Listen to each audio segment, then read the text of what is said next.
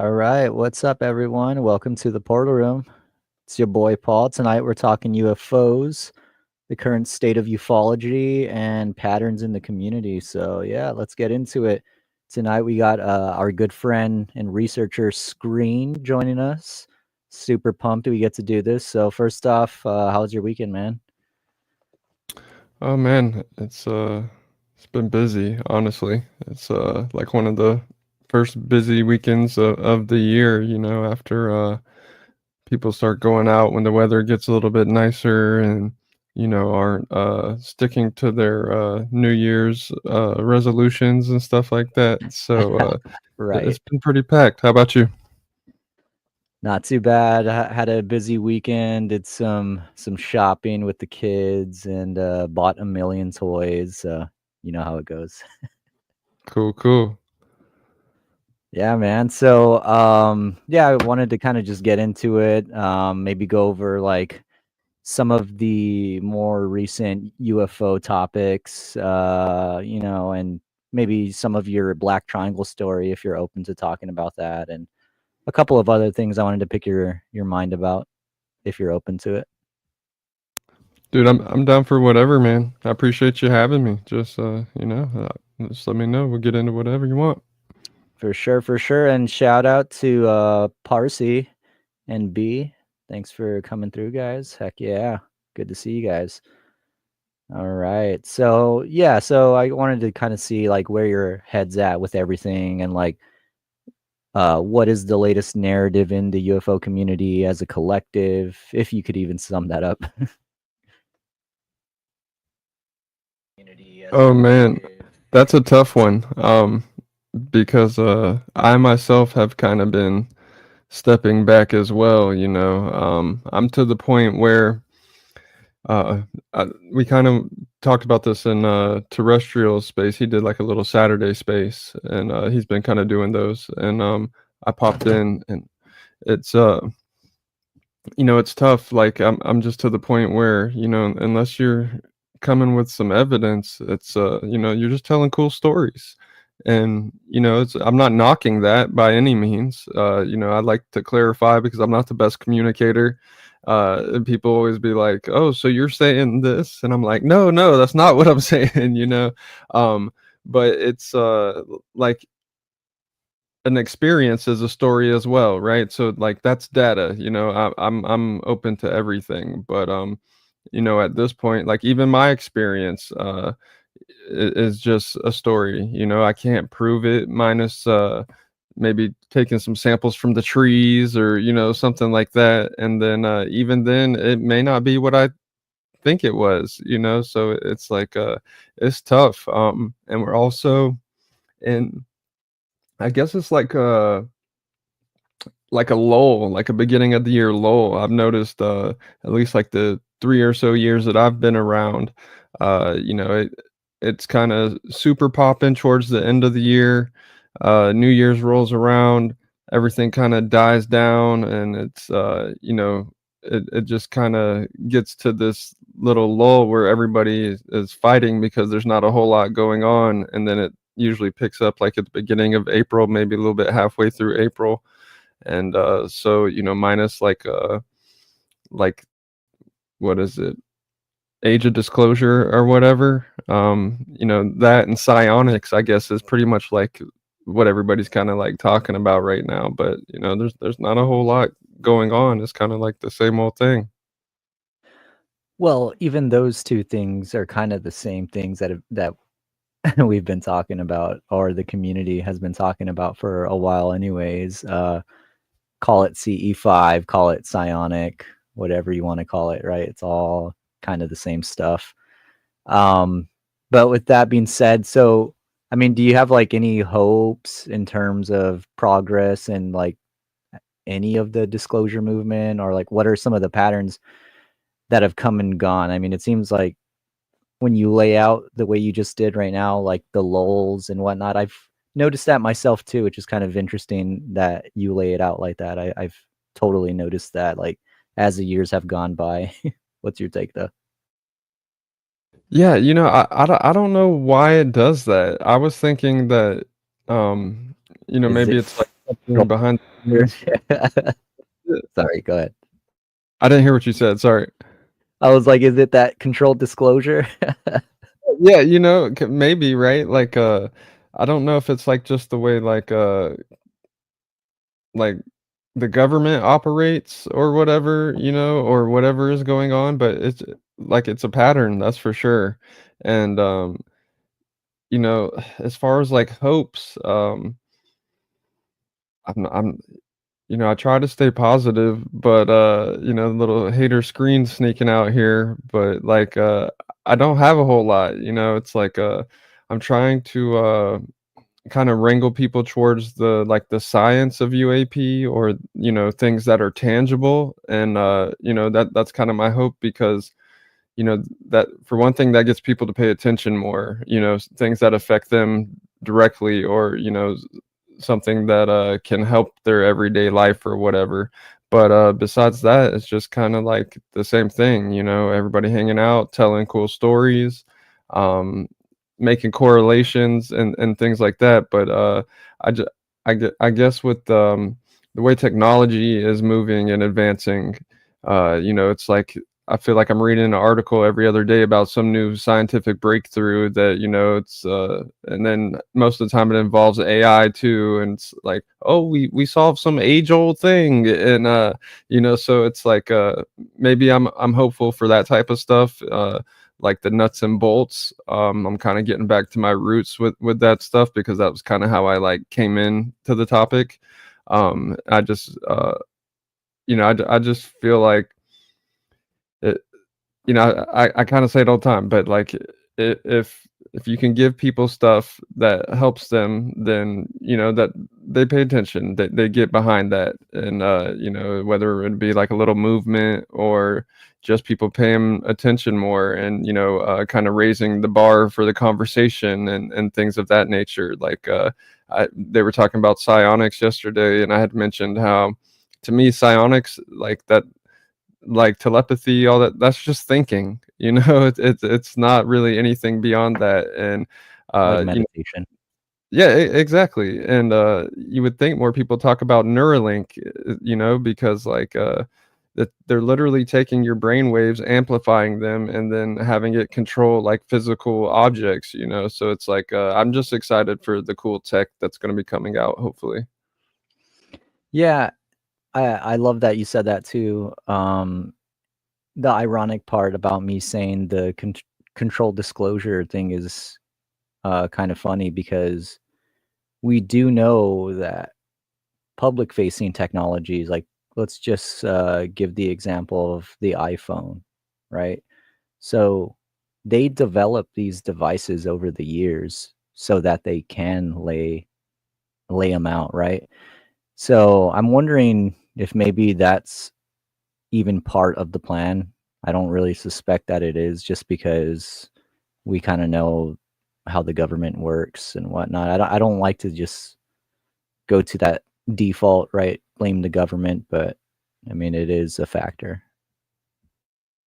No, it definitely is, and it's hard to not like fall into that trap, you know. It's you know, I like I said, I kind of feel like I was spinning my wheels for a while, you know, just because of my experience. I'm like, you know, I still understand how it sounds when I tell people it, and so like if that was me 4 years ago, I would have been like, that's crazy, you know. So like the fact that people have all these wild stories or experiences, and it's like who am I to say that's not happening, right? So like if I'm trying to be open-minded, you know, it's like I'm sitting here entertaining everything, you know, guy getting taken to Mars 20 and back, you know, literally the most wild stories that I'm entertaining.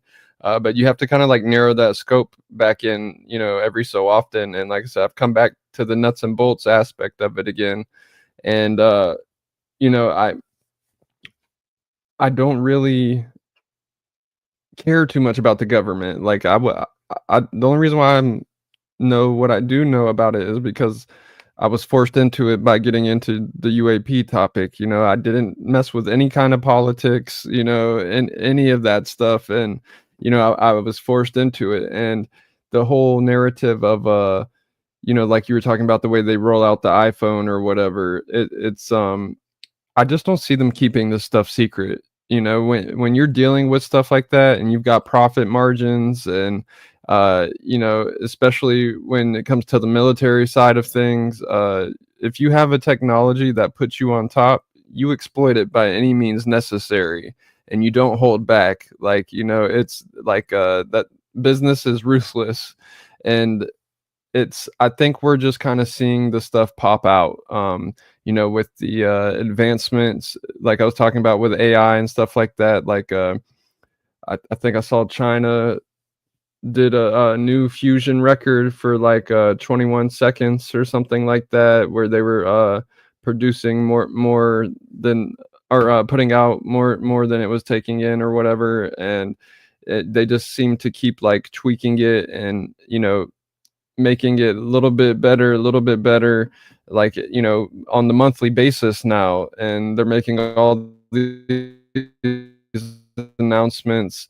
And I think that's what we're kind of seeing, is this technology kind of popping up real time. And it's just, I don't think it was hidden away like everybody thinks it was. And like I do my little experiments, in the other room or the garage or whatever, levitating beetle wings, working, trying to crack anti-gravity. And that the issue is getting it to support weight. You can levitate the stuff using static charges or like electrostatics, and dielectrics. You can float the dielectrics, and it's that's essentially what the metamaterial is, like the magnesium, bismuth, zinc material, the material of interest. It's laid down in an anomalous way on the atomic level, but it's not something that, like, we're able to do it, and we've been able to do it since like the 40s or 50s through vapor deposition. And it's not alien elements, it's things found here on Earth. And it's a unique little lane, because it seems to operate, the material, the way the energy flows through it seems to operate on the same principle that consciousness operates under. And it's getting that stuff to like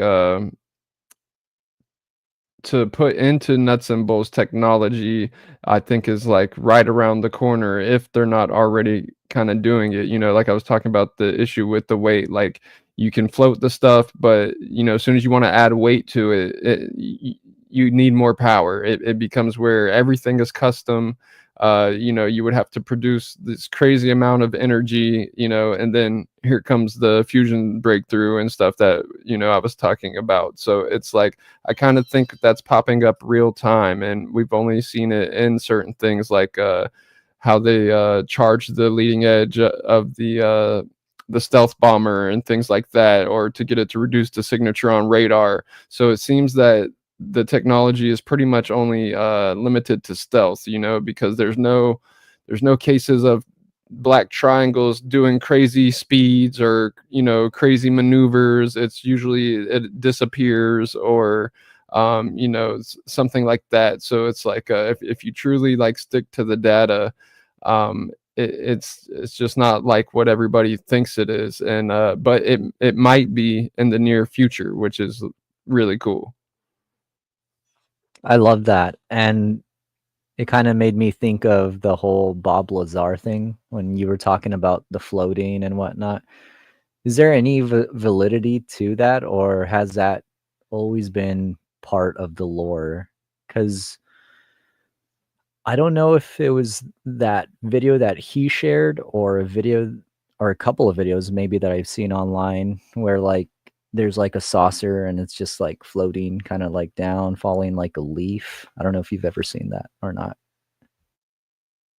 Yeah, it's man, the videos are tough for me, right? Because I'm of the mindset now that any kind of video we ever get that's not identifiable is just going to be lights, shadows, or a blur, a combination of lights and shadows, and it's that's why Lazar's so interesting. I don't write him off all the way. You know, it kind of sounds like maybe he used to work out there as like a technician or something like that, and was kind of adjacent to the stuff he is talking about.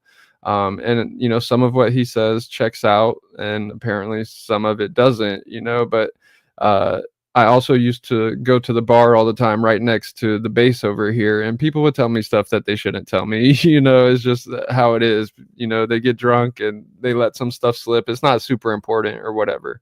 But you know, I remember like one time dude was telling me like, you wouldn't believe, and I'm like, what? Like you're sitting there like with your finger on the nukes or something? And he's like, no, even crazier. And so I'm Oh like, my what's god. crazier than that? You know?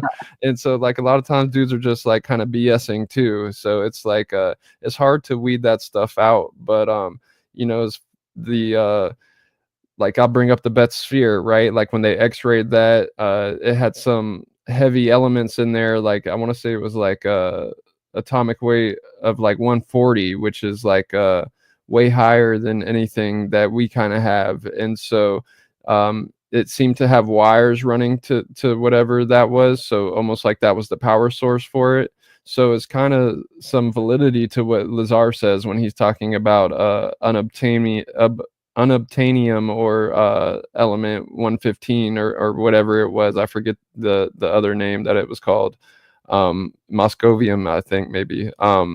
But you know, so it's like a lot of what he says and how the stuff works kind of checks out. And when you get into like the bell shapes and things like that, that's all sacred geometry stuff, right? Like you can go back to the Die Glocke with the Nazis, Victor Schauberger and all that stuff. So like I can't write Lazar off, but whenever I look at those videos, man, I just, you know, I don't ever know what to think because Go it's straight just, skeptic. Yeah, for yeah, sure. dude, you know, it's tough. Oh, that's I'm the same way. I try to keep an open mind, you know, but it is interesting. I mean, that's kind of why I brought him up because he's so controversial. Shout out, who's it? Marie, Koala Marie, and UFO intros and High Strangeness. Thanks for being here, guys. Um, but yeah, I wanted to kind of ask you a question. So like I know we've talked about this before, but I kind of want to just base some of these questions around, you know, your perspective and kind of a little bit of your story. Being here, that you kind of came in last minute, so I appreciate you jumping in like that. But yeah, so what are some of the things that inspire you to do research and stay involved, like in the topic? Oh, that's a can of worms, man. You know, it's a combination of things, you know, and especially because the way how I feel or like my point of view keeps changing over the years. Um, you know, when I first had the experience, I was like, it's aliens, bro. You know, like what else could it be? Um, you know, there's a floating black triangle in my backyard. You know, I'm like, I wasn't a UFO guy, but I was pretty, you know, up on technology and a little bit of science and stuff at the time. And it's like, okay, well, that's anti-gravity. That's not supposed to be possible. It's only theoretical as far as I know. I'm looking at it. You know, then I'm trying to wrap my mind around that, and then it disappears, it cloaks, and I'm like, well, that's something else that's supposed to only be theoretical invisibility, right? Like we've got some stuff that they're kind of doing tricks and getting close, but as far as I know, both of those shouldn't have been possible, and there they were. And like I just felt so lucky, and like I just felt like I had to give back. You know, it was almost like an obligation because I was able to be so close to the thing and see how it moved and pushed against the trees and, you know, just kind of interacted with everything. And, you know, I've always been a technician at heart. You know, I'm not really like an engineer because I didn't, you know, I don't have any like credentials, just work history, but I've always been a like a technician of some sort, a contractor, working on things with my hands. And so when I couldn't find answers, you know, I was like, with any, just like I would with anything else, it's like, okay, well, what do I need to do to, you know, recreate this? Or, you know, because now that I know it's possible, like let's get into this. It's not like it's Santa's sled at this point. Like it was something I was looking at now. So, and then I kind of went from aliens to the black budget programs, and it being of like a drone of sorts. Talked to John Burroughs, Steve Mira, and then I'm along the thinking of a drone with plasma based biologics in it, operating as like a kind of imitating a human consciousness, or AI, what most people say AI. And so it's like the fact that Steve Mira talks about working with Marconi Labs back in like 86, and they were working on biocircuits and stuff back then, and he had mentioned the secret drone wars that have apparently been going on for the last 40 years. I go back to like the stealth aspect of things again there too. CIA seems to be kind of heavily involved with that type of stuff. John Burroughs in Rendlesham Forest, after the Condon report came out, he was able to link an actual event. The Air Force went from saying like, "Oh, we don't know this guy, and we have no idea what he's We even talking had about." John McCain come in and on his behalf, right, and go to Congress and get him that, was it that 1 milli? Let's go, Benjamins. Hell Exactly, yeah, bro. let's Like he got go. paid out. Like that's a tangibility. Like whether it's aliens or whatever, they're saying something happened and he was affected by it. And so like to me, like that stuff's that's a big deal. And so like, that's kind of like why I do it, is because it's like just trying to shine light on that stuff, because like I said, for probably the last year and a half, I feel like I was lost in the sauce, just entertaining everything, when it's like at some point you have to narrow your scope, or else you're just going to be spinning in place. That's what I wanted to ask you next. So, like, what are some of the projects, or what's the main research? Like, what's some of the main research interests and projects you're working on? I know you said in the last stream that you were working on some stuff, but just tell me about some of your main research interests and projects that you're working on, if you can. Yeah, for sure. After, like once I was trying to kind of reverse engineer what I saw in a sense, I got into Victor Schauberger. He was a logger that basically saw how water flowed and vortexed, and was able to, kind of extrapolate his knowledge from that. There's another Victor Grubenikov, which he's a Russian guy. He wrote a book in the 80s, and allegedly he had a anti-gravity platform. The way they tell it is that the Russians took the core information out that would basically allow you, to recreate it. But I still read the book, combed through it, and looking back now, I'd say that I don't think he actually achieved it, and that's probably why they say they took it out, because it's not really possible. But like the knowledge base was there, to kind of like put in the groundwork for it, but it just comes back to the same issue, like producing enough power to be able to like support enough weight to actually make it to where it's useful. um and it's like I kind of took that route, where I kind of like learned from nature, and because that other guy, he did the same thing. He was like out on a hill. uh he worked with the beetle wings. So like I literally ordered 420 kilos of beetle wings from Thailand. It took like half a year to get here during COVID. And All right, I guess you are a madman. yeah, it's like I'm used to that though, right? Like I just, if I want to do something, I'm gonna do it, and that's just how it is. And it's like if you're not doing that stuff, then you're really not, I mean, if you're expanding your like your knowledge base and getting well versed on other subjects, that's one thing. But like if you're saying that you do this stuff and you're not trying to do, everything hands on that you can, then you're not really doing it, in my opinion, and it's a lot of boring, like failure stuff, like it's I've got all kind of half built devices that, don't do anything that, I thought were going to or whatever.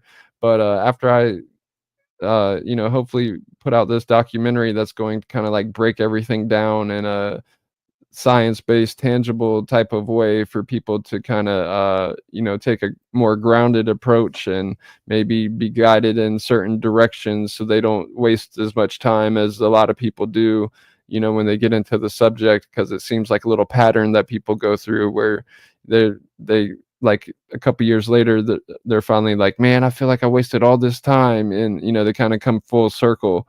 And so if I can help people kind of skip that point, then that's what I'm trying to do. But basically I'm going to recreate these biophysical effects of what I experienced, during my experience, the vibration from the hum from the craft. I experienced euphoria from that. It was like literally the highest I've ever been in my life from vibrations. And like I felt like I always tell people I felt like I was going Super Saiyan. Like, it's not Right. adrenaline. This was like I was charged up. And after that, I was just like thinking at a higher caliber. I had this hunger for knowledge, and like I said, I was connecting to nature a lot more.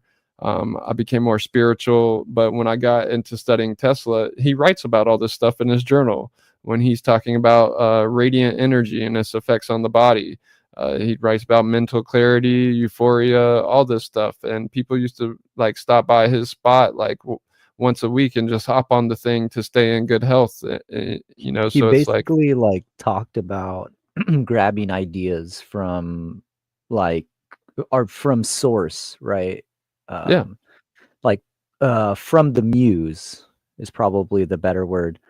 Um but I did want to ask you, since we're talking about it, if you'd be willing to go over your actual Black Triangle experience. And my question was going to be how it's impacted your life, but you've kind of covered some of that. But if you want to expand a little more, I like how you were basically talking about that high feeling, right? And yeah, like the whole resonating aspect of that. I really, really can relate to it, as you know. But yeah, so when was this? I don't know if I ever asked you.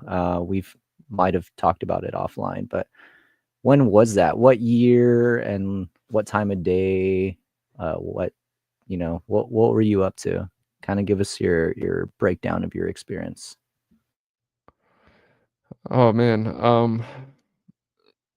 Let's see. It's 2021. Um, I guess it would have been August 2021. It's weird because I actually had a dream on July 17th. And I've had like I've never had that's my only like UFO type of experience, but I've had other types of experiences my whole life. I'm sure you've heard me talk about the Santa Muerta story where, I had sleep paralysis. I didn't know as a kid I slept between two mirrors. I didn't know that was like a no-no. It just happened to be how my bedroom was set up. And That's spooky as hell, dude. oh, Jesus. dude, I still like get goosebumps, thinking back to that sleep paralysis event. And there's like a, you know, person in a cloak in my mirror with a plasma orb between their hands, and I can't move. Like, but that I had a lot of precog dreams as a kid. Like, one one time I dreamed about making the basketball team during rec. So it's like I dreamed about making the one specific team, and then like we went undefeated that year.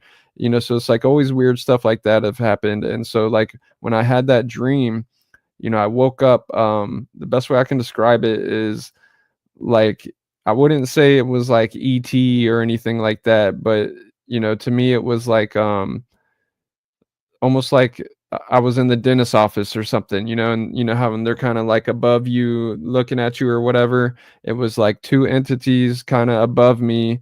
Um, and I woke up and the only thing I remembered from the dream was that one little part, and then new energy in a couple months. And then 2 months later was exactly when I had that TR3B experience. And, like I said, at the time, I was all in on aliens, I'm like, yep, it's definitely aliens. If Darth Vader would have popped out with a lightsaber, he would have just been real, like that's how it was. And then I went to the more drone way of thinking, nuts and bolts type of thing. And now my opinions even changed on that. But, basically it impacted me so much that that's what I did from then on, like when I would tell friends and family and they would ask how crazy I was or what kind of drugs I was on these days, after a couple months of that, I started to kind of get a little aggravated, and I was like, well, I'll just do it myself then.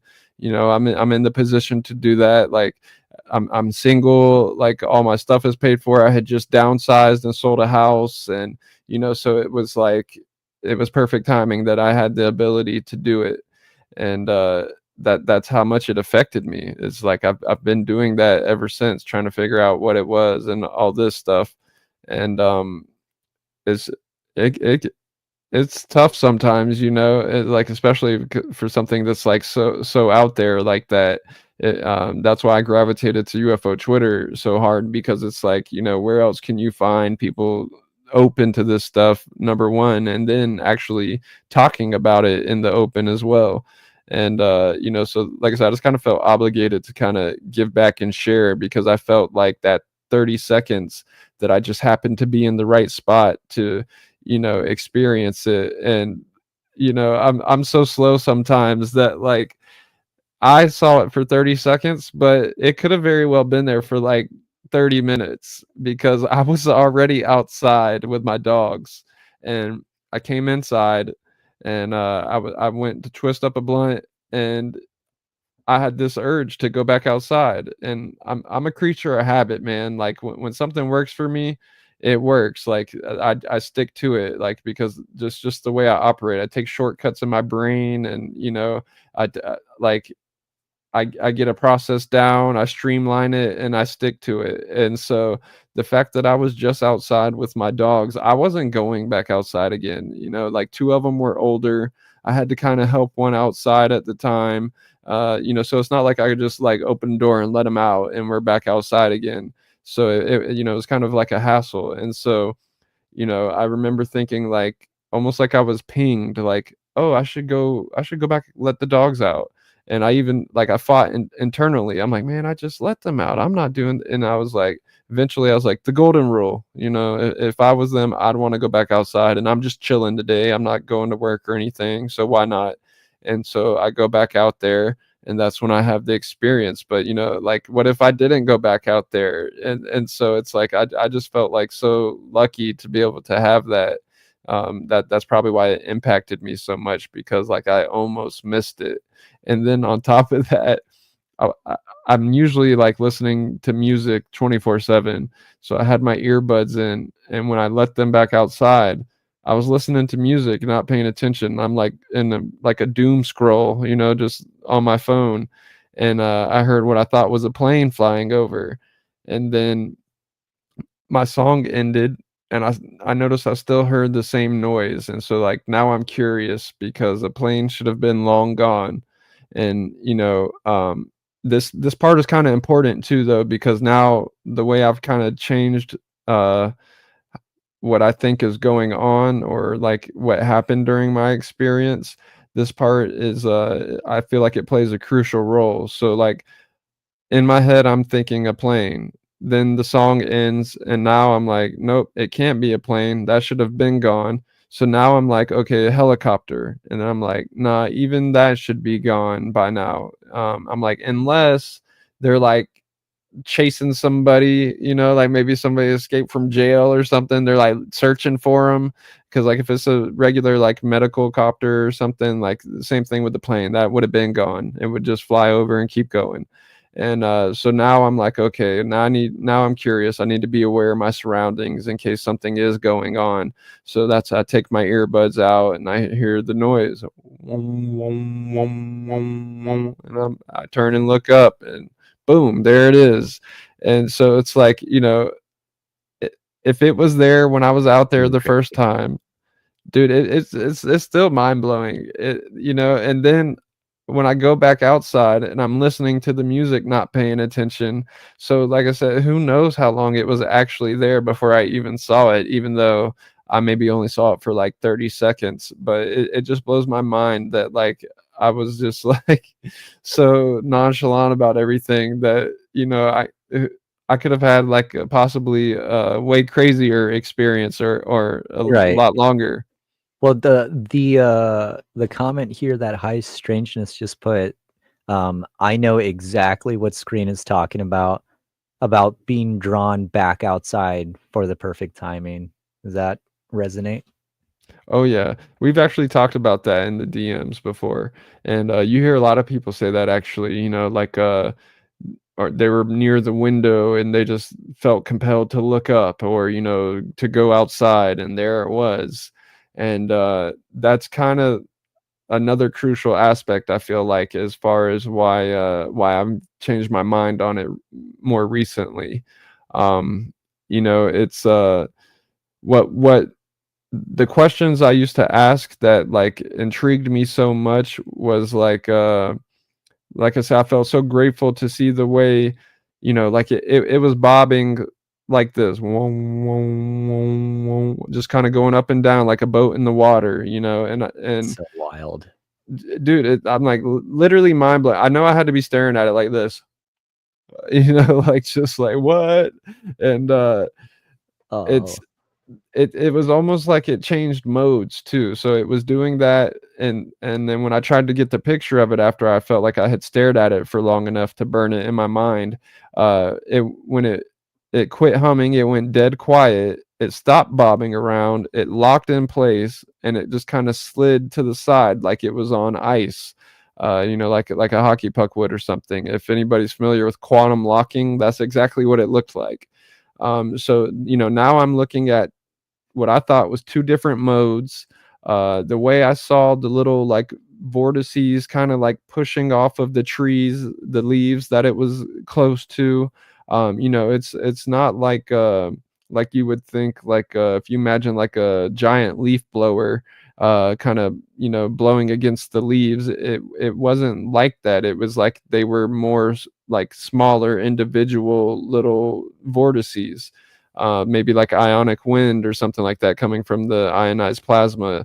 Um, there's these theories about like micro white holes and stuff like that, which I think are kind of cool, and maybe that's what was going on there.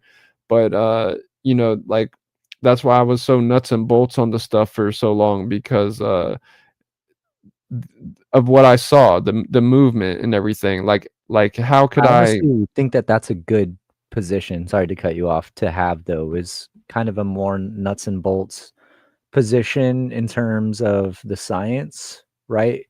Because if you're an experiencer like yourself, where it was much like you were saying, tangible, physical, and that's worth investigating. And that's why I really love when you bring up all of these different scientific aspects that, contribute to, I think, known science of UAP. Really. I mean, you look at that, I don't know what that discussion was or what that podcast was, but it was super interesting, with Hal Puthoff and all these other scientists. You know which one I'm talking about?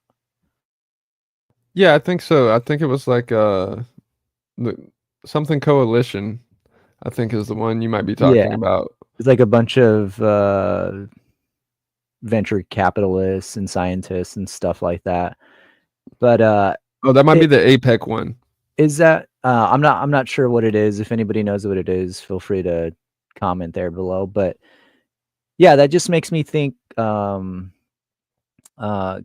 because I listened to that in Experiences Space, Experience from X, by the way. But yeah, it just sounds like a lot of the physics is out there, and it's just kind of the engineering really is what it is, right? Like the math is there, I think. I don't know if any of the theories work, but that's kind of the way it sounded like when they were talking. I don't know what, but I didn't mean to interrupt you. I just wanted to add to the fact that I feel like the conversation is there, or at least it's starting to kind of be a little more discussed in forms like that one. So that's all I meant to say. Sorry, but finish with your story. No, no, that's actually like a great point, and that's kind of like where I was going with it. Y- it's it's tough because, like you have people like Sarfati, right? Like he's one of the theoretical guys that he can do the math and stuff like that. It's like even though I'm hands-on, I'm horrible at math, dude. If I've got to do equations and stuff, like good luck, like I'm not getting through that. But if I can do like trial and error, like Edison did with the filament and the light bulb, it might take me 1,000 million times or whatever, but eventually I'll get there. I'm just not a math guy, and that's why it was like when I used to hear physics, I was like math, like I'm not getting into that. But the way the UAP tech operates, I think it just operates so closely with consciousness that there's that overlap, like with the metamaterial, right? And that was kind of where I was going because.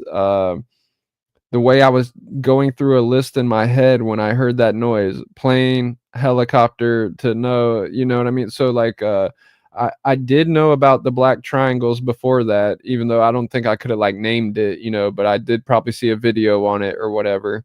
Although I couldn't have told you how it worked or anything like that. That's why I started getting into the research so I could kind of try to reverse engineer it based off of what I saw. But now I've even like I've kind of gotten away from the nuts and bolts of it, and I feel like it's more of a conscious based experience. Like I'm not telling people aliens aren't real, your experience wasn't real. I'm not saying any of that because your experience is definitely real. I just think it's more of a non-local deal that's happening. I just maybe there's a very few rare instances where the non-locality kind of crosses over into the physical, and it's what most people call metaphysical. But I just don't think it's like alien bodies running around, like in the Virginia case. Maybe dude experienced that or something. But I just feel like, especially with like Bigfoot and stuff, if there was actual physical things, like nothing's perfect, even if you can do all this crazy stuff, like there's the oh, it's the one from Kentucky, I forget, where they had the shootout with the aliens, you know what I mean? And so it's like something crazy would happen where something would be left behind, or something like that. And anything that's been left behind, in the rare cases when they analyze it, it's not alien, it's just regular material from Earth, although it might be laid down in a weird way, which would be a clue as to what's going on. Um, that it seems like maybe it was created in a vacuum or something like that. And when you get into, like ionized plasmas and them creating their own like little fields and stuff, maybe that could do something like that, where it kind of like melds these elements together at the atomic level that they would, and maybe like the same way like magnets are made, something like that, where it kind of programs the material in a sense. But now I I feel like I've always told people that where I felt a conscious connection with the craft, like it was me from the future almost. Even though that doesn't make a whole lot of sense, I just kind of felt connected to the craft, and whether that's, like I said, the way consciousness operates, like Christmas time, if you and your cousin both get the same remote control car and you're playing with it at the same time, and the signals kind of get crossed and they control each other, maybe it's like that type of thing going on there.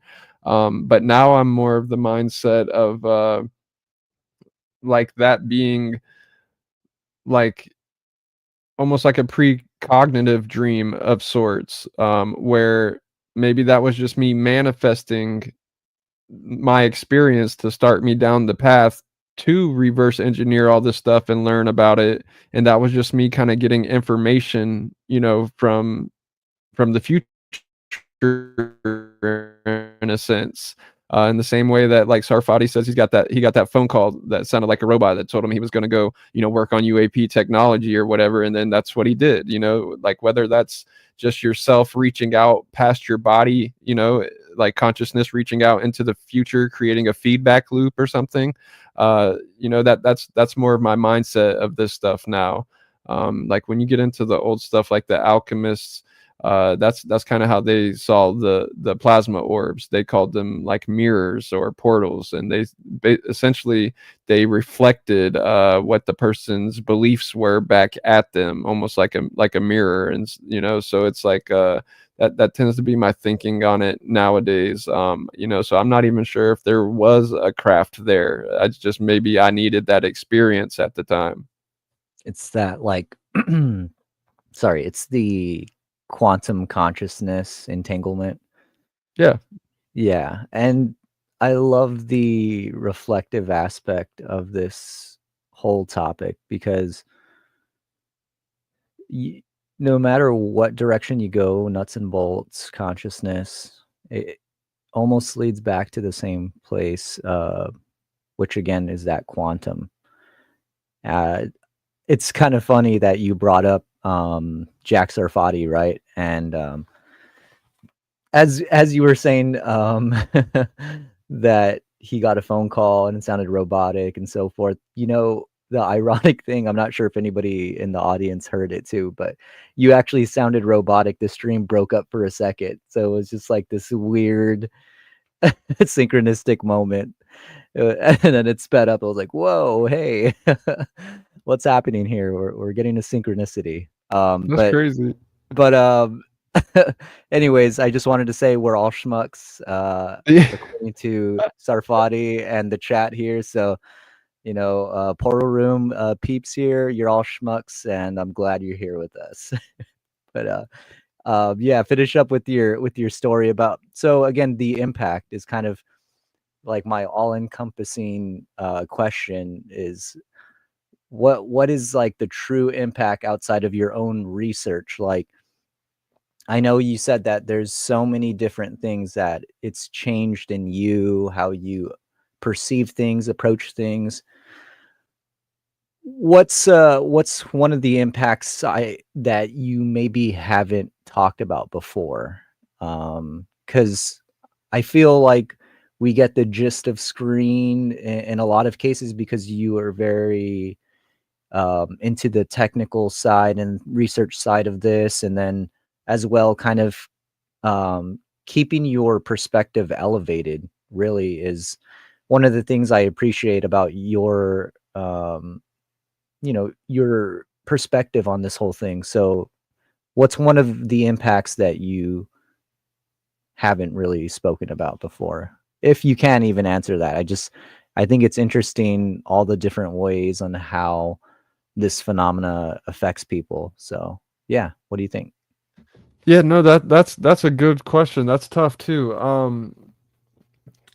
I would probably have to say the biggest impact that I don't really talk a whole lot about would be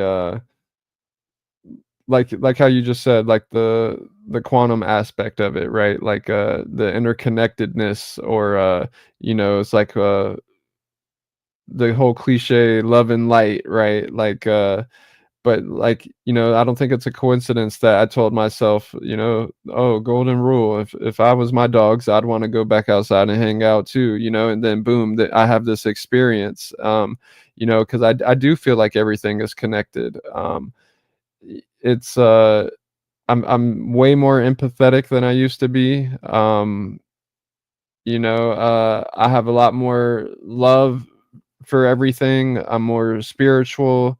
That's probably all the stuff that I don't really talk about a whole lot, but that helped give me like new insight to consciousness, and how essentially we're consciousness in a vessel, and we're limited by that vessel, and it does reach beyond that, and it can, connect across time and space or with other people, uh, vast distances, whatever, and I think that's the big takeaway from all of this, and it typically lines up with all the mystery school teachings, the occult stuff, a lot of the stuff that people are scared to kind of get into that I try to preach about. But at the same time, it's like a journey to like some of that stuff, that's why they say for those with eyes and ears to hear and see, because it's not for everybody.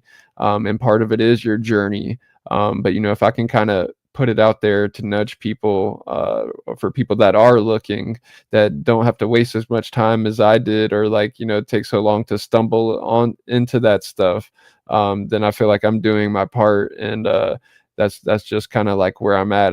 Like I said, I feel obligated to kind of to merge the two and give that out, or at least put it out there for the people that are looking, because it UAP is just it's just a cult repackaged, from my perspective. And it just used to be you had to be in these secret societies or in these clubs, and you had to, it was almost like a biker gang type of deal, right? Like you had to hang around them.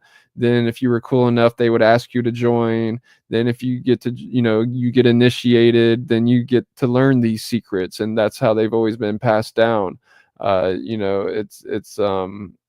It's just not mainstream.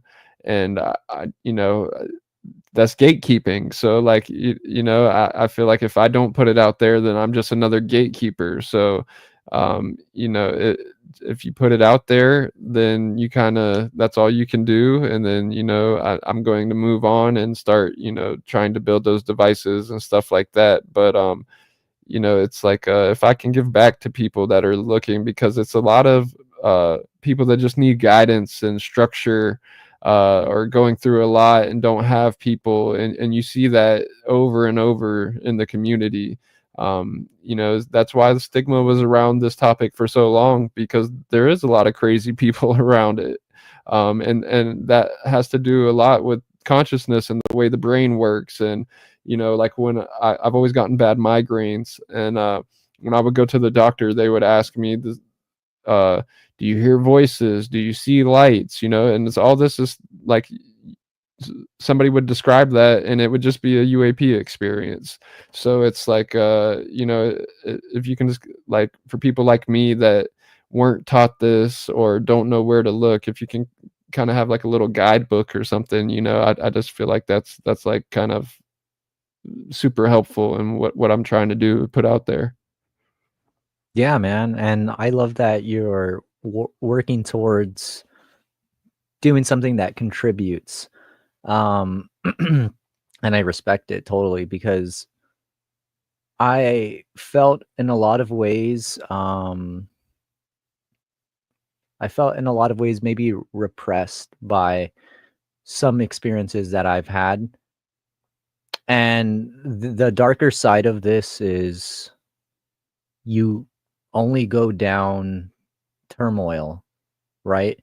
Instead of, what are the positives I can get out of this? And how do I balance my old reality, which is still reality, right? There's just like a higher dimensional reality, I think, intersects sometimes. But how do I balance that previous perspective of what it means to be human? And maybe even these experiences are the exponential aspects of being human on a higher level, right? Consciously and spiritually. So why I'm saying that is kind of to, let's see, who was this? Plato Caveman's comment saying how Skreen now is putting putting the experience he had, on a path to do inner work and be a better person, which is, and I agree with that second part, that this is the undeniable proof that the positivity of anomalous experiences do happen. And even the bad ones, I think those people that experience abductions and all this other negative, all these other negative aspects, they still have a place in the conversation where, you know, I've given a lot of personal criticism, maybe on low, maybe just a little more discreetly, not as much publicly, but discreetly, because I want to, and I'm saying that now because I want to get over the hump of being so critical of the levels of experience, right? And my main point, anyways, is that even if you had a neutral experience, much like yours, a spiritual experience, kind of the way I want to bracket my experience. Maybe my first one was a nuts and bolts that I've talked about before. But outside of that, too, again, the abduction and maybe even the my lab level of experiences, I think they all serve a purpose, basically, is what I'm trying to say. Um, and how you utilize that experience to put something more positive, or at least some type of awareness, I think is the most useful thing you could do with an experience. So that's kind of my comment that I wanted to make to what you were saying right there. No, that's a great point, man. And I liked how you said that about it, as far as like it being part of the human experience, just from like a higher perspective. And I feel like that says a lot. And if you go along the way of thinking of it, kind of like reflecting, what the person, it just kind of makes sense. And like you said too, it's like there's just different levels to it as well, so it's not only what some people would call like good or bad, or good or evil, angels or demons or whatever. There's also like the synchronicity aspect to it too. And you can have just a couple things lining up, or all these crazy things lining up, and have kind of like a higher level experience there. Whether it is truly down to the person how they experience it or not. I don't know, because you have people out there like Fringe, right? Like she doesn't seem like a very negative person, but she does seem to experience the phenomena in a negative way, with the way it kind of like attacks her. So it's like that's kind of like where it's beyond me. Like it's one of those things, like, is that something that the mind is creating, or is it like a aspect of That's something I the would love to body go trying to. into with you, actually. I love that you're saying that because I think it's probably better posed as a talking point, right? Other than us being able to answer it. So, what do you think about the like abduction or like some of the astral experiences, and maybe how some of these physical attributes, these physical attributes are maybe these neural like pathways that are hitting all of the physical points in your body to where, and consciously as well, right? um Almost like a lucid dream. What do you think about that? Because I know people do toss this around a lot, and I don't want to shit on abductions and stuff, but I do think there is a real case for the astral abduction or the sleep paralysis abduction. And maybe that's a physical place that our consciousness can get transported to that mirrors this reality, but it's a place, it's physical still, but it doesn't exist here. And maybe through that higher plane, maybe some of the side effects like pierce through, kind of the way we were saying, right? How the higher dimensional planes of where maybe these craft are coming from, like when you were talking about stealth, right? How they kind of pop in. Maybe it's the same thing with abductions and these physical effects, like these puncture marks. Like maybe what was happening in that like realm, like I would refer it to kind of like the DMT realm, maybe, right? Like how there's so much commonality in people who trip on DMT, and they see the machine elves and all this stuff that's very common, right? So maybe some of that metaphysical attributes come through, right? And you get little punctures. But really, when they're describing their experiences, it's like they're getting eaten or something. You kind of get what I'm saying? Like, am I Yeah. making sense? No, definitely. That's that's deep though, because like there's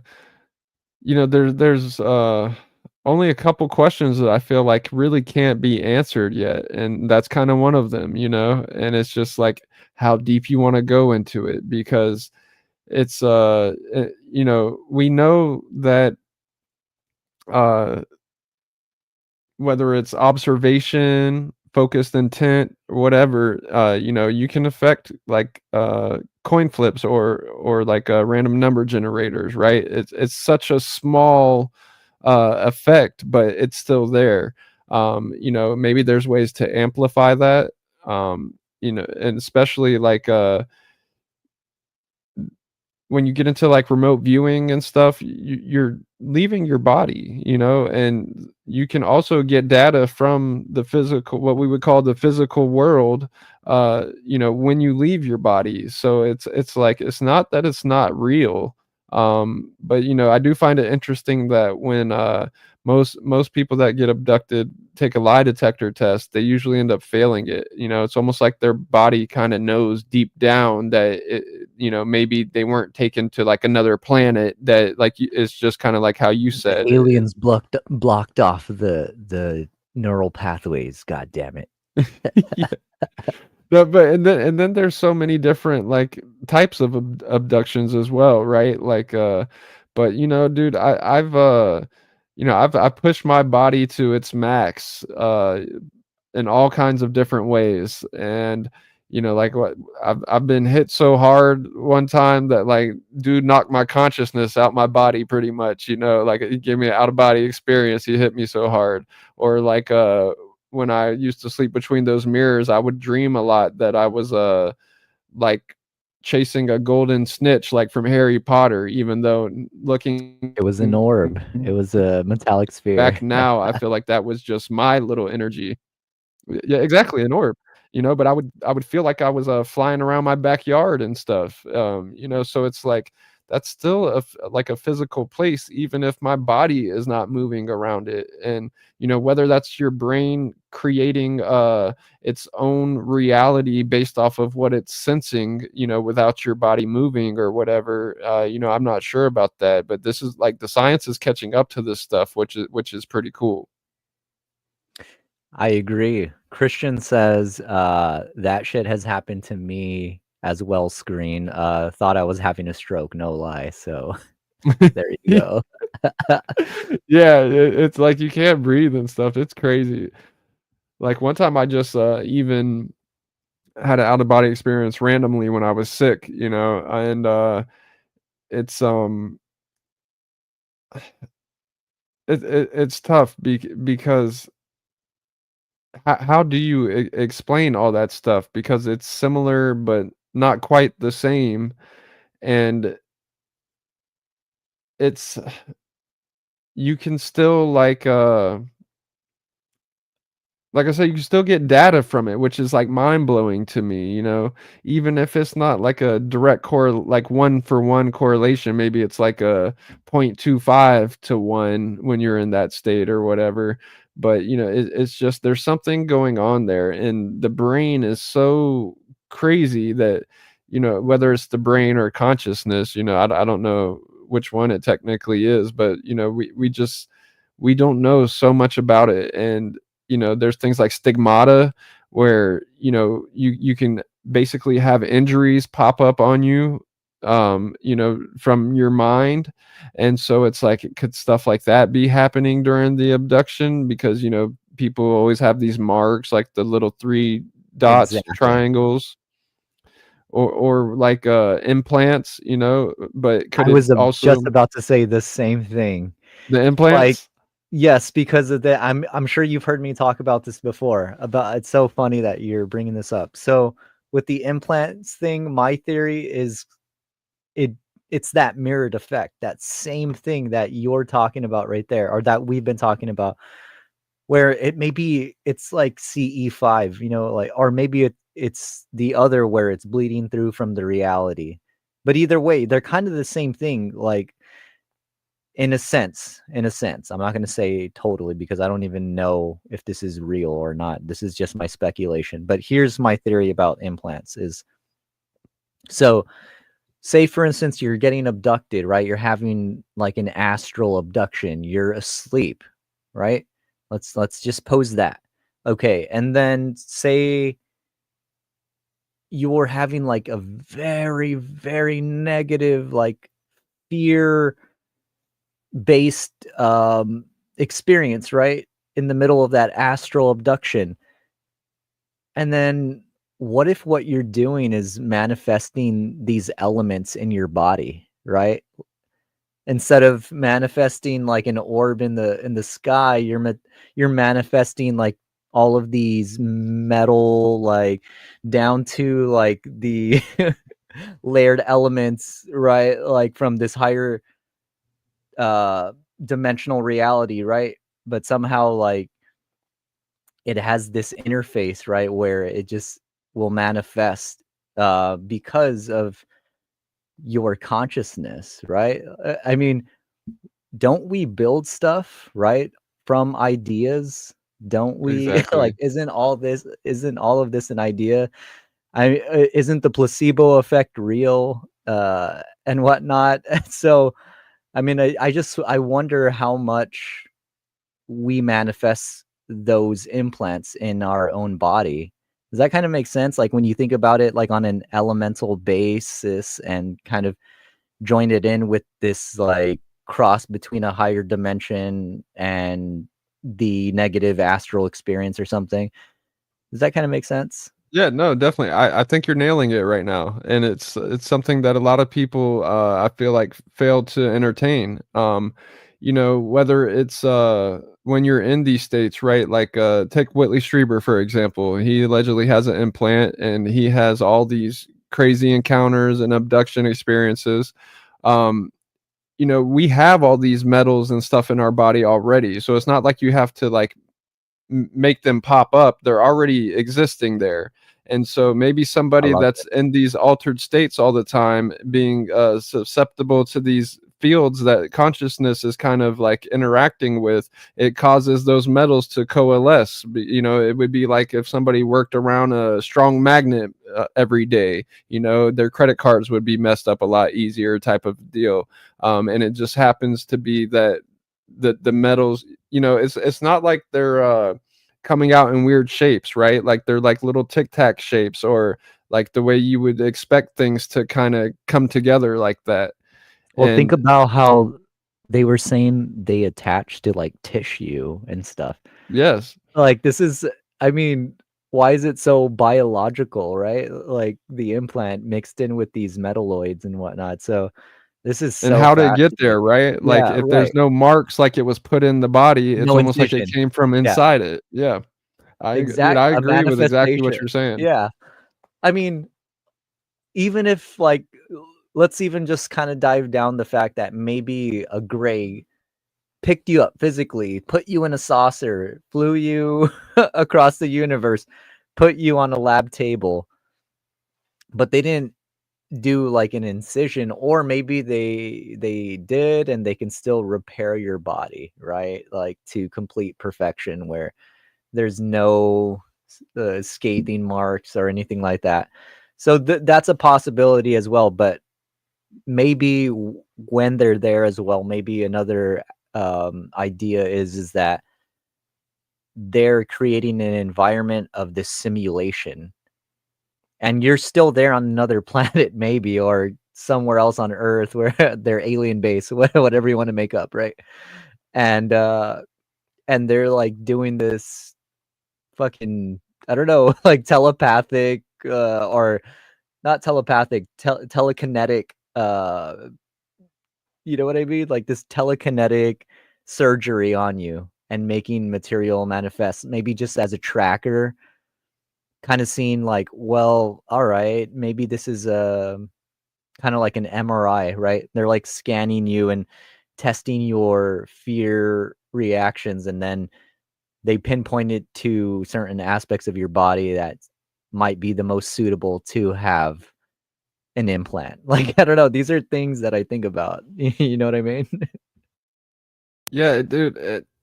I think um one of the clues is like when they're doing the stuff that you're talking about and during the people's experience and how they'll often talk about the inside of the craft being huge compared to the outside, right?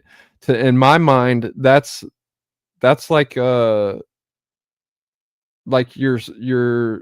server and your processor or whatever, you know, like to me that's essentially the brain creating it from the matrix that we operate in.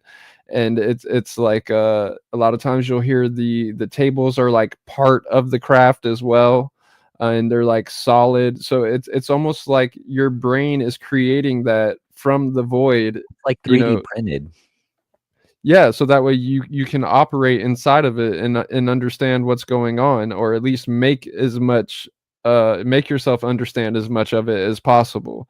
You know, like when you're in those states, you're operating in ways that you're not normally used to operating, so it's confusing and disorienting.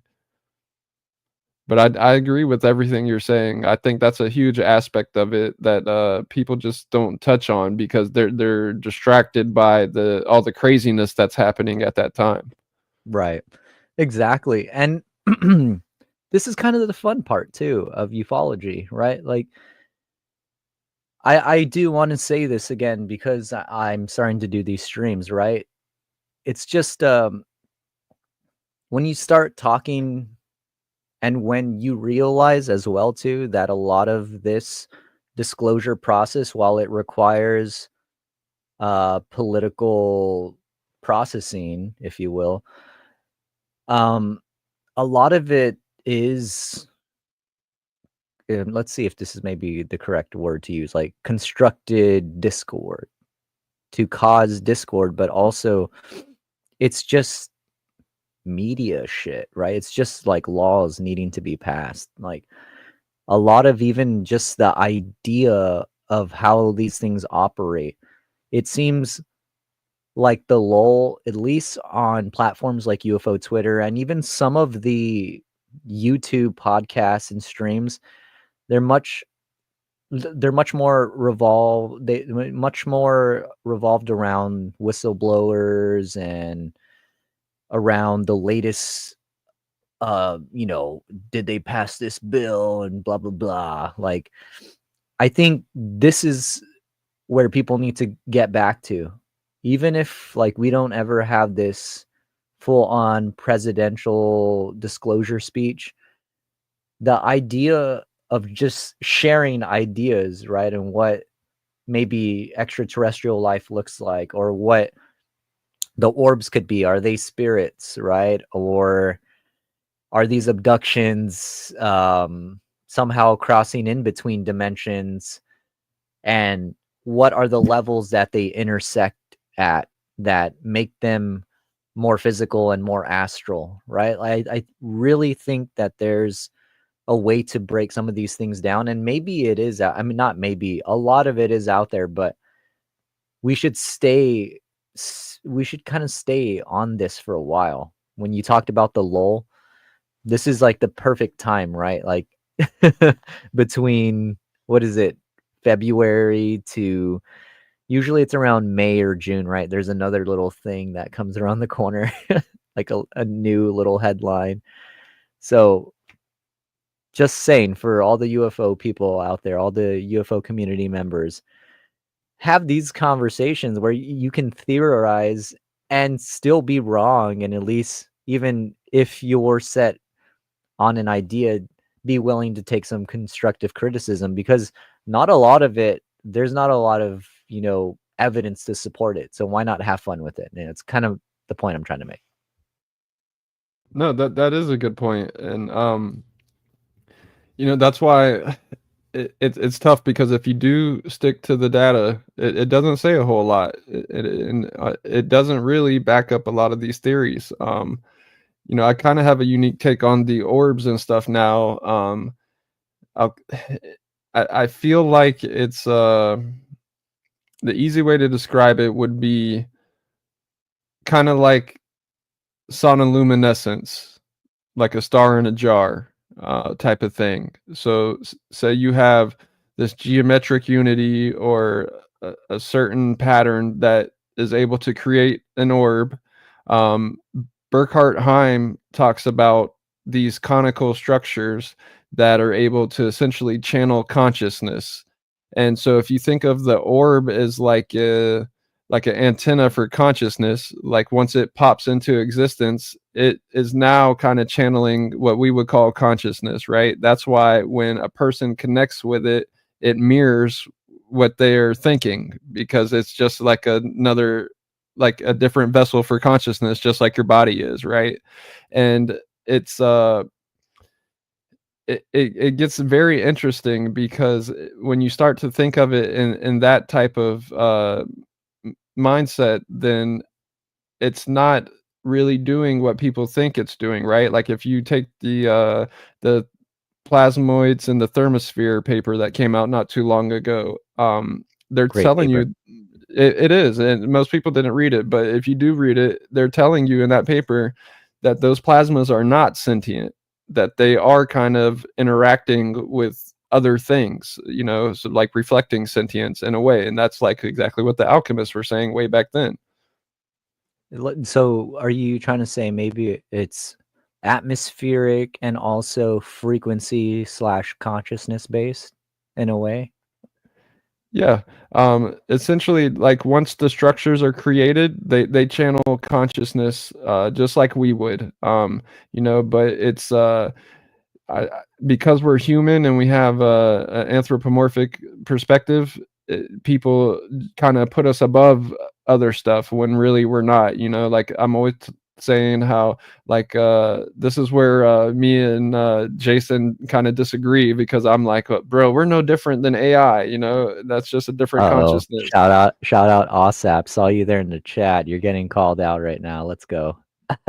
Oh, I love him, bro. This is how I feel like discussion should be, because like me and him agree on a whole lot of stuff, but then there's areas where we differ, but we get along. You know what I'm saying? So it's not like people As hate each people other when should they do, though. disagree. As people Exactly. should do. Yeah, exactly. I love that. No, finish your point. I was just gonna say it's funny. We were talking about the lull. We got UFO intros there with the comment. There's no lull when you care about experiencers. Just say it. All right, we get the sass. All right, we care. We care. Just kidding. No, but no, continue on. Sorry about that. I just thought that was funny that you brought him up. I saw him there in the chat. Again, shout out Jason. Go ahead. Oh no, I was just saying that I think the orbs are doing the same thing we're doing, you know. It's just it's like if a person wasn't taught what to do or didn't have culture for their programming or whatever, they would just be doing whatever, just like a computer program would, right? Like, you know, if you turn an AI loose and let it do its own thing, it's technically a creator now, just like we are. You know, so it's just, I just feel like you have to kind of like take a step back and look at everything as conscious, and some things just can channel consciousness at a higher level. It's a symbiosis in a lot of ways when you think about an ecosystem and you bracket in consciousness on a higher plane or the entire plane of existence, right?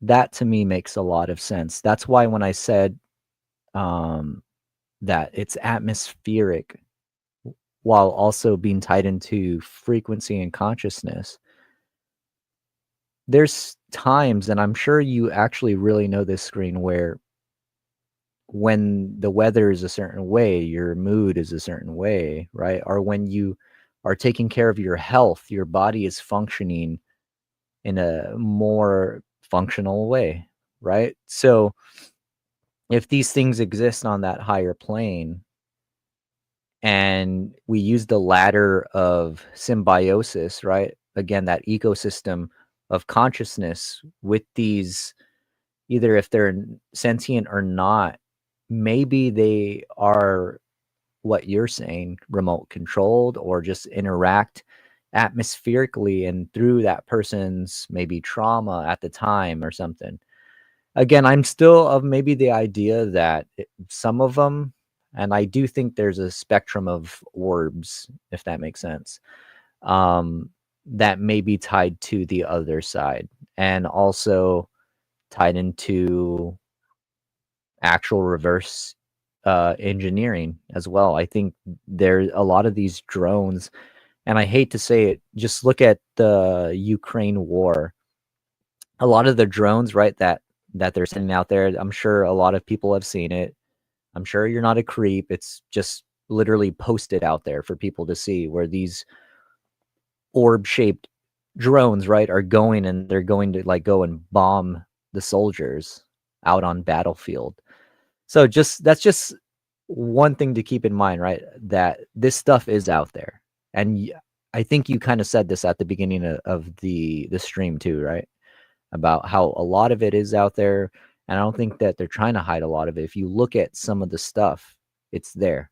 So that's why I think, again, there's the ladder of how people can conceive this technology and how it intertwines with that metaphysical perception, because I'll land it here. Where do ideas come from? I mean, they're coming from somewhere up above. That's the best way a dumb guy like me can say it, really. Somebody that tries to respect the muse as much as possible. If we are getting inspired inside of our own mind or from people and things that are created in the universe, then obviously there's something tangible there. I just don't know if we're ever going to grasp it. And the problem, I think, why Skreen is because of acclimation. We acclimate to technology and we are becoming cyborgs. That's my last point. No, but we are though. Like it's you have to think about like we grew up with electricity, right? Like that's still kind of like a new thing when you're taking like human civilization into perspective, and we just take it for granted because we've always had it, and it's like in the same way that like you're talking about the muse or source where we like thoughts turn into words, which turns into sound, and like not only that, we can channel those thoughts and we can build things and create, and so it's like that there's just different levels of that in my opinion. And whether it's orb doing its thing, um you know it's there's even different frequency of orbs, right? Like the different colors of orbs, which um they operate on different ways, like some are more energetic than others. The typical yellow kind of sun color orb is usually like a love and light type of feeling most people get from it. The red ones not so much. The blue ones are usually more energetic. There's this thing, secrets, it's a show called Secrets of, and they have one, Secrets of the Occult, and dude was talking about different color jinn, they called them jinn, and what kind of characteristics that they had. And he was just describing the different color plasmas, and I heard Simeon Hine talking about the same exact thing, except he was just talking about it like it was plasma, and back in the day they talked about that like it was jinn, and it's whether it's interacting with the wind or reflecting somebody else's consciousness or kind of just meandering and doing its own thing, those are all like what I would consider different levels of structure, or like geometric unity. Well, we've talked about that, right? The geometric unity, how the maybe I don't know if I'm going to word this right, and I apologize for anybody listening, but how the most workable shape to make something function, or at least how even ideas spin right in your mind, would be a sphere. It'd be all encompassing, every angle, every side. And it's just it's insane. What are stars, right, man? Like, I'm not gonna go into the star seed talk here, by the way. I'm just saying, like, nobody comment Pleiadian in the chat right now at all, or else I will end this live stream immediately. No, but seriously, I think that I seriously think that there's something to the shape of the sphere and even some of the other craft, right? Like the saucer back there. It makes a lot of sense, right? Again, if you just phrase them into an idea or a metaphor, that's where I start to have fun with it, right? Because I'm not technical in any sense at all. But it's interesting. Actually, this shirt is actually a perfect example. I'm going to show you. It's an orb with the saucer. Check it out. So, I mean, maybe something from the universe and the creation of life, right?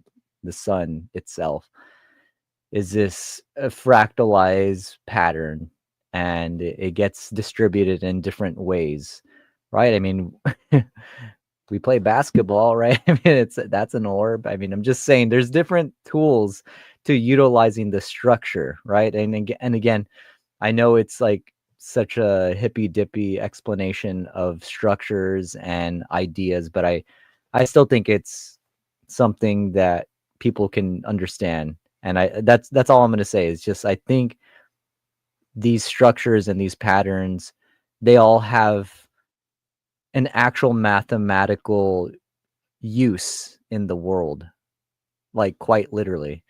And we can probably keep going down the sphere and inversion and toroidal physics and whatnot, but that might be another conversation for another day. But does that kind of make sense? You know what I mean?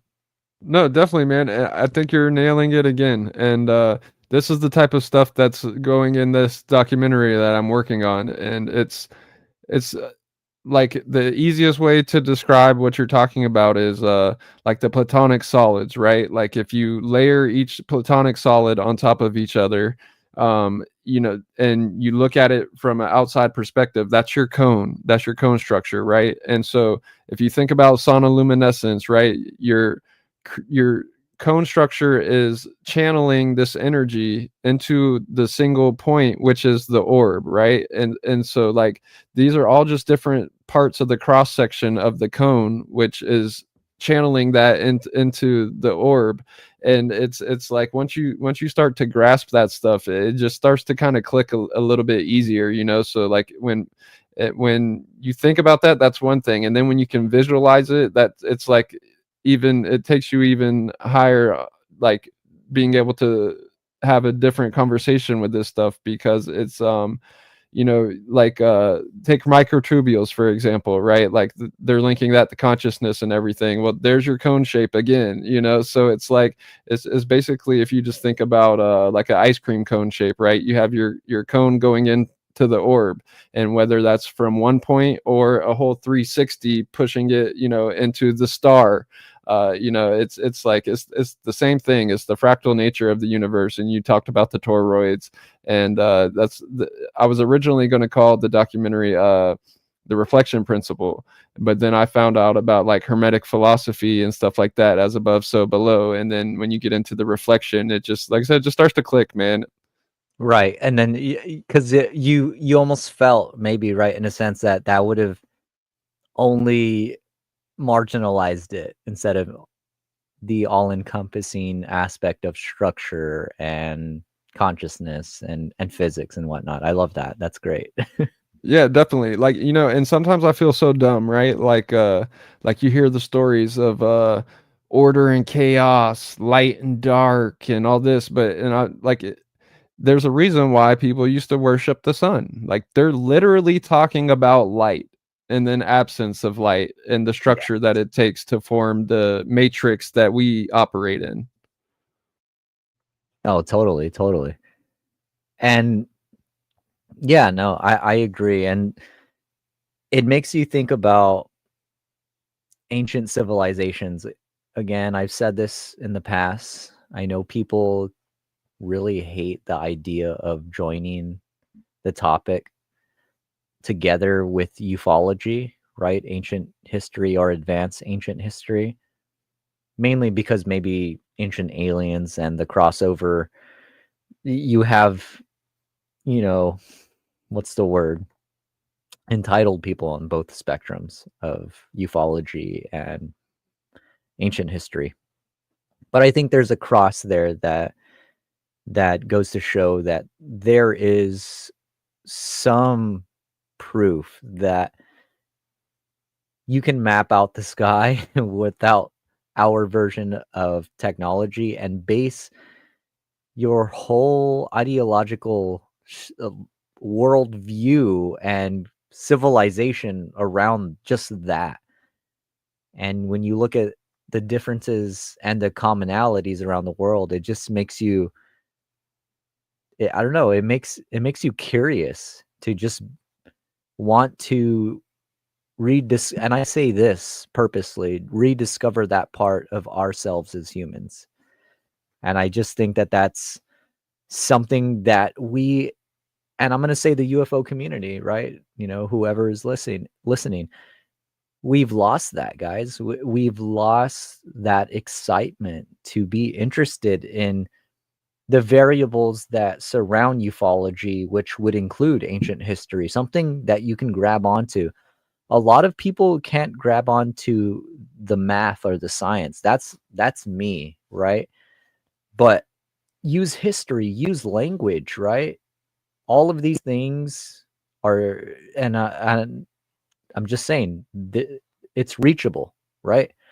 And it's something to be excited about, where it's almost like an endless bucket of excitement and curiosity that you can dive into. But people get polarized, right, by figures in the UFO community disclosure movement or on certain social media platforms or content creators.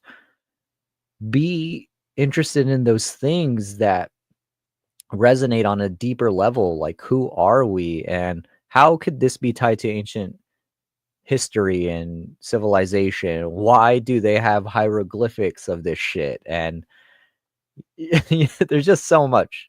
Does that make sense? Like, don't you think we should be excited for this stuff again, man? I mean, I think so. I think that's where a lot of the answers are, honestly, and it's like you said, when you get excited about it, it's easier to want to, research it and look into it and do the work that a lot of people aren't putting in, or but even if be you're not. open to others' ideas.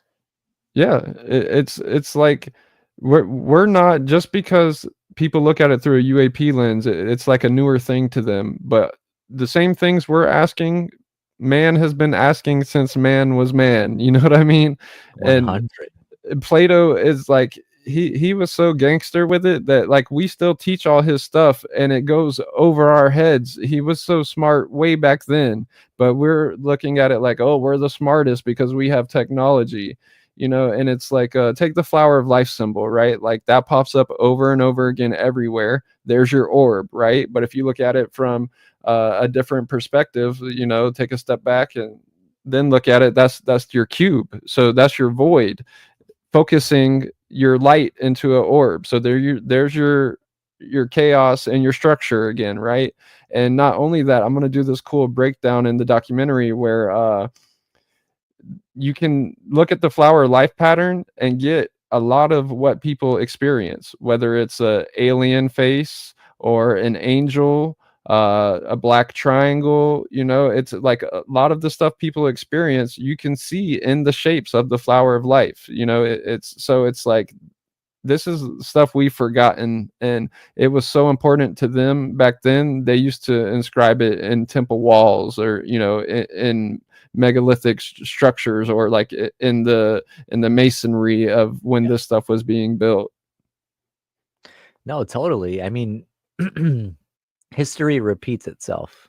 Is kind of the way I look at it. And it's such a go-to cliche thing to say, but I mean, I believe it.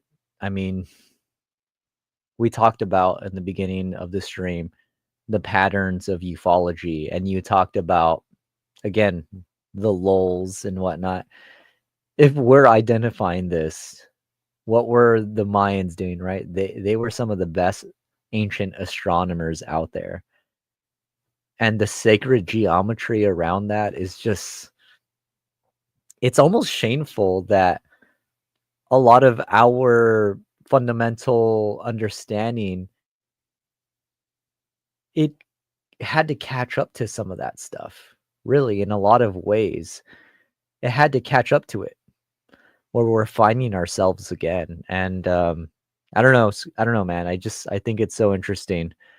Um, but with that being said, we're gonna close it out here tonight, guys. I loved having you on Screen. This was super cool, man. I'm so glad that you came through. I can Yeah, talk to you for appreciate you hours. having me, man. Yeah, this Yeah, was man. an awesome episode. I loved everything we were talking about. This is all the stuff that people should be getting into that they're not into. So I appreciate it. Yeah, man. And we're gonna keep doing it. I'm always down to have you come in on here, much like a ton of other people that are involved on UFOX that want to have another platform, that want to have a place to just even talk in the chat here. Not everybody wants to be on mic, right? So just, this is a safe place. This is not the typical like, oh, safe place experiencer, blah blah blah speech. No, this is just like a safe place to explore new ideas, or the same old ideas that have been floating around ufology, and let's just have fun with it again. So with that being said, everybody, thank you so much for coming to the portal room tonight. This was super great. Probably one of the better ones, probably the best stream I think that we've done since I've done it. And I'm going to keep getting more organized, guys. I promise you. Much like today, I did prepare, so it was great. Thank you again, Skreen, man. Follow Skreen. I'm going to put it in the description here. Give him a follow.